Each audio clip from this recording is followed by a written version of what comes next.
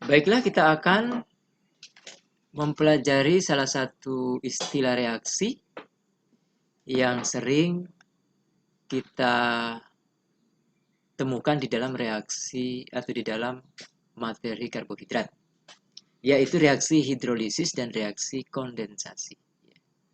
Ini sudah istilah yang sangat umum. Ya.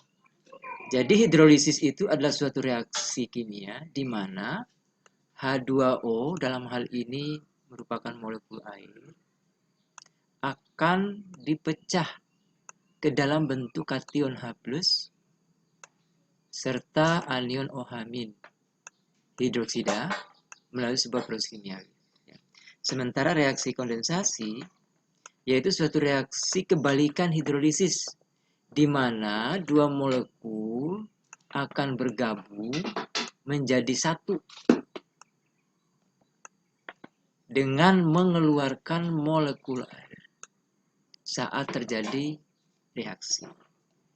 Sehingga dari sana kita bisa melihat perbedaan antara hidrolisis dan kondensasi. Yaitu pada kondensasi dua jenis molekul akan menyatu ya dengan membuang air, sedangkan hidrolisis itu menambahkan air guna memecah molekul yang menyatu. Coba kita lihat reaksi selanjutnya. Ada karbohidrat. Nah, misalkan ini maltosa, ya.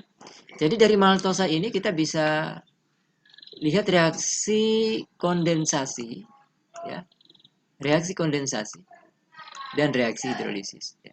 Nah, reaksi hidrolisis ke arah atas, ya, sementara reaksi kondensasi ke arah bawah.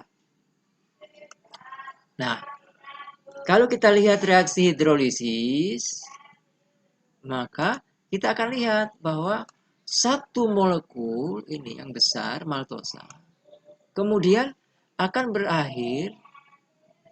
berubah menjadi dua molekul. Satu, molekul dua.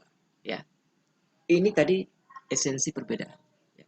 Nah, bagaimana prosesnya? Seperti tadi dikatakan bahwa reaksi hidrolisis itu dia akan berubah menjadi H2O-nya itu akan berubah menjadi H+, ya. H+. Kemudian OH-, ya. OH-, ya. H+ akan berubah menjadi, jadi di sini ada H+, akan berubah menjadi OH-, ya. H+ akan berubah menjadi OH-. Nah, kemudian kemana larinya H+ dan OH-? Dia akan masuk ke sini. Seperti yang sudah terlihat di sana, ini akan masuk ke sini. OH dan di sini ada, ya. Jadi H+ ini akan ke sini, ya. Sementara OH-nya seperti itu, ya. Sehingga terjadi pemecahan, ya, ikatan, ya. Nah, jadi yang dipecahkan itu adalah ikatan yang ada di sini, ya. Namanya ikatan glikosidik, ya. Seperti yang sudah kita bahas, ya. Ikatan glikosidik.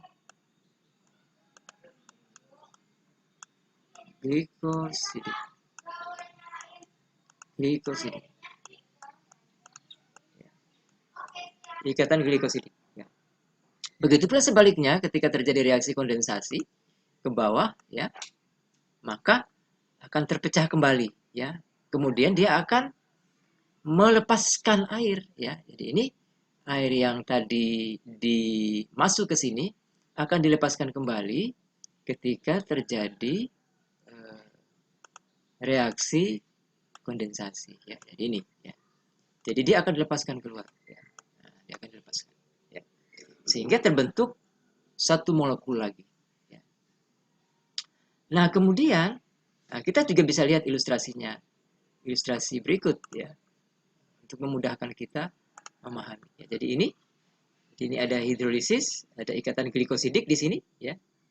Jadi ada ikatan glikosidik, ya, pada posisi 1 dan posisi 4, ya.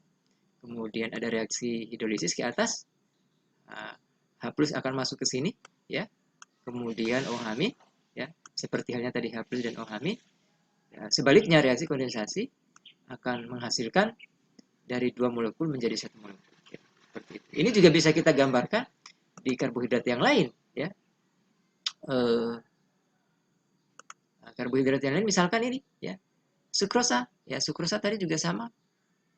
Dengan cara yang sama kita bisa lihat, ya, reaksinya di mana ikatan ini, ya, ketika mengalami proses hidrolisis, ya, dengan cara masuknya air, ya, nah, sehingga air itu masuk OH- dan H+, sehingga yang tadinya dia adalah 1 molekul menjadi 2 molekul glukosa dan fruktosa.